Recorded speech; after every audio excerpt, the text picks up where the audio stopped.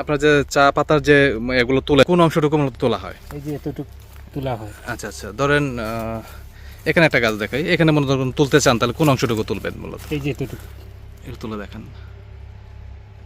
হ্যাঁ, দর্শক দেখতে পাচ্ছেন এই এই অংশটুকু মূলত চা গাছের যে উপরের অংশটুকু থাকে সেটা তোলা হয়। আচ্ছা, এই যে চা গাছগুলো এখানে আছে, এটা কত বছর আগে থেকেই মানে আমার এই গাছগুলা আনুমানিক? এটা পুরানো তো গাছ, গাছ তেমন বয়স হয় না। আচ্ছা, এমনিতে পুরাতন যেগুলো আছে ওই ওই পাশে হ্যাঁ, ভিতরে কত বছর আগে হতে পারে? এটা 50-60 হবে। 50-60 বছর আগের গাছ। আচ্ছা, গাছে কোনো পানি দিতে হয় না, কোনো কিছু তো লাগে না? না, এখন পানি দেওয়া লাগে না, এখন লাগে না, কারণ গাছ তো বড় হয়ে গেছে। আপনা আপনি হচ্ছে? হ্যাঁ, আচ্ছা আচ্ছা, গাছখালি সার দেওয়া যায়, সার দেওয়া যায়। সার ওষুধ, ওষুধ যেমন ওই যে হুম, যেমন পাতি বাড়ানোর ওষুধ দেওয়া যায়। হ্যাঁ হ্যাঁ। লাকাতুরি চা বাগান ছাড়াও আরো অনেকগুলো চা বাগানই কিন্তু সিলেট আছে। হ্যাঁ। সবচেয়ে বড় মানে চা সিলেটে হচ্ছে শ্রীমঙ্গলে মেবি। শ্রীমঙ্গল এই মালি ছিল একটা, সিলেট 1954 সালে। 1954 সালে, সরি, 58-54 সালে। 58-54 সালের।